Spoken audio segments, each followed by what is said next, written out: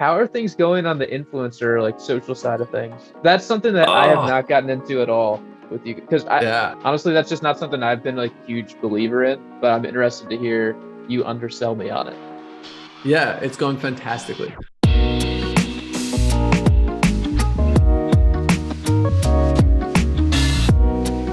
Influencer side was the bane of our existence for close to 3 years. I think it's been about 3 years since we launched it, but Yeah. uh, the first lesson to learn was how to position these campaigns. So the takeaways we have there is, I think there are two things that you can gain from influencer campaigns. Number one, falls into that fake it until you make it category.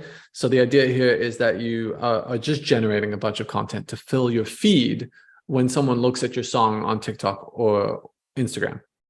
So we find this one's actually pretty popular with the major labels. We have quite a few of them using this. What they'll do is they'll go to a couple big agencies, spend $2,000 or $3,000 per share with massive influencers to try to get things going.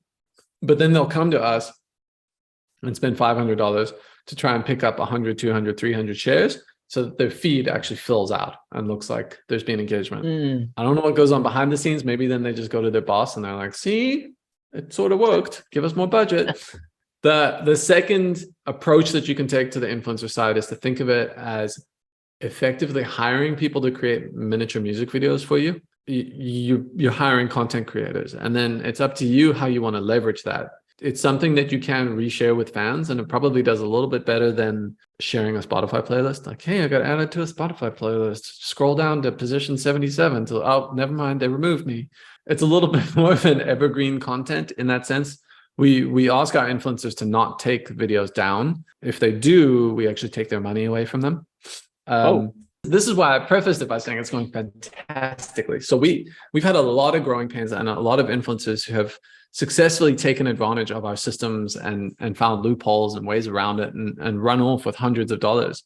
We've learned the hard way quite a few times. And at this point, our systems and our checking processes, and I've written a whole bunch of scripts to ensure that they're sharing the exact right song, tagging the right people, doing all of this, which is difficult because Instagram doesn't have they've got a public API, but you have to apply for it. And I got rejected. You're not allowed to use their API if you're building a platform to sell promotional content.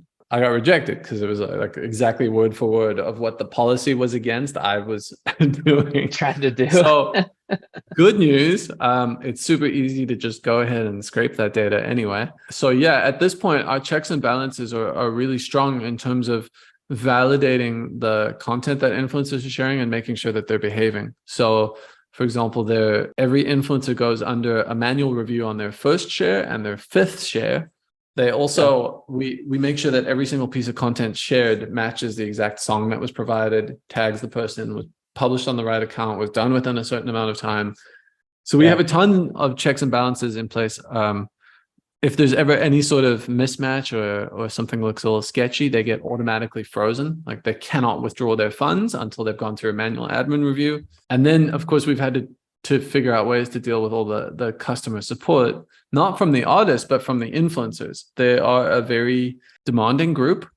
Yeah, overall, it's good. But like the number one thing I would say or two things I would say for people who are considering influencer campaigns, don't use it to try to go viral.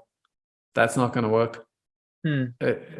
You cannot force virality, and that's just the wrong way to use these types of things. And the second one is don't use influencer campaigns if you yourself are not actually trying to grow on those platforms.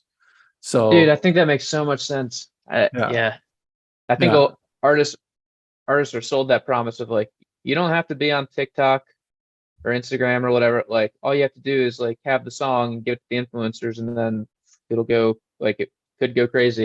And I feel like you got to be on it.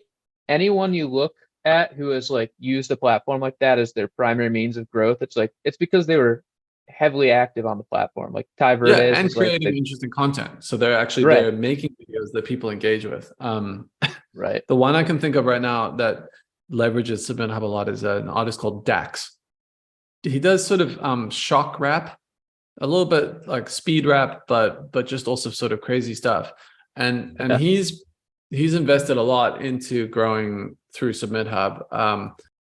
But if you go to his TikTok, Let me just pull that up. For example, Dax on TikTok. Ding dong. Yeah. Dax has 442 million views on his videos. He's got 6 million followers, and he just does crazy fucking freaky shit. That is it. That's his thing. And so he uses SubmitHub's influencer side to leverage and push that and generate buzz and content around it. But this is another example of, I cannot give you an artist who's blown up exclusively on TikTok